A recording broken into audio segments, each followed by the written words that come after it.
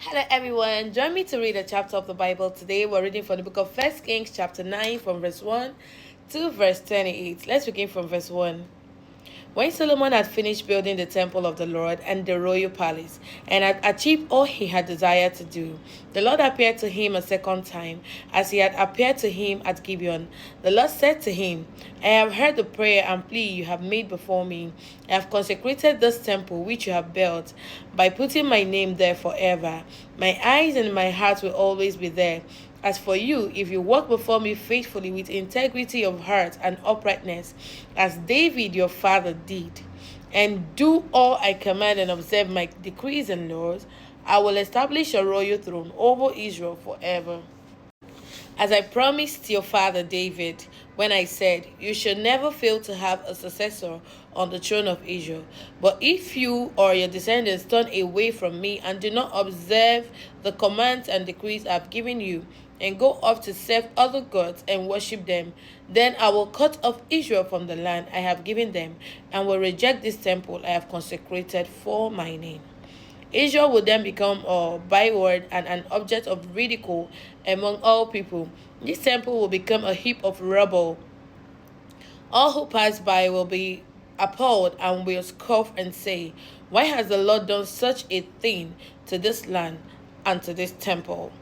People will answer, because they have forsaken the Lord their God, who brought their ancestors out of Egypt, and have embraced other gods, worshipping and serving them.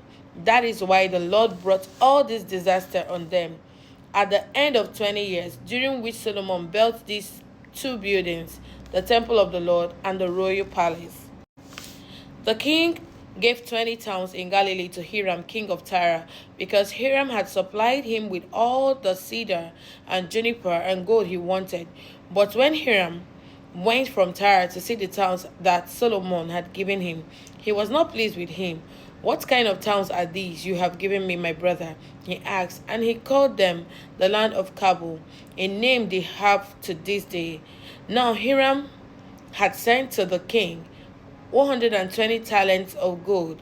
Here is the account of the first labor King Solomon constructed to build the Lord's temple, his own palace, the terraces, the wall of Jerusalem, and Hazor, Megiddo, and Gezer. Pharaoh king of Egypt had attacked and captured Gezer. He had set it on fire. He killed the Canaanite inhabitants and then gave it as a wedding gift to his daughter Solomon's wife. And Solomon rebuilt Gezer. He built up Lower Beth-horon, Baalat, and Tadmor in the desert within his land, as well as all the stone cities and the towns for his chariots and for his horses. Whatever he desired to build in Jerusalem, in Lebanon, and throughout all the territory he ruled. There were still people left from the Amorites, Hittites, Perizzites, Hivites, and Jebusites. These people were not Israelites. Solomon conscripted the descendants of all these people remaining in the land, whom the Israelites could not exterminate, to serve as slave labor, as it is to this day. But Solomon did not make slaves of any of the Israelites.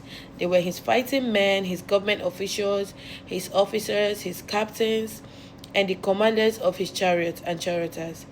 They were also the chief officials in charge of Solomon's projects, 550 officials supervising those who did the work. After Pharaoh's daughter had come up from the city of David to the palace Solomon had built for her, he constructed the terraces. 3 times a year, Solomon sacrificed burnt offerings and fellowship offerings on the altar he had built for the Lord, burning incense before the Lord along with them, and also fulfilled the temple obligations. King Solomon also built ships at Ezion Geber, which is near Elat in Edom, on the shore of the Red Sea. And Hiram sent his men, sailors who knew the sea, to serve in the fleet with Solomon's men. 28 and the last verse. They sailed to Ophir and brought back 420 talents of gold, which they delivered to King Solomon. Thank you for joining me to read this chapter of the Bible today, and do have a lovely day ahead. God bless.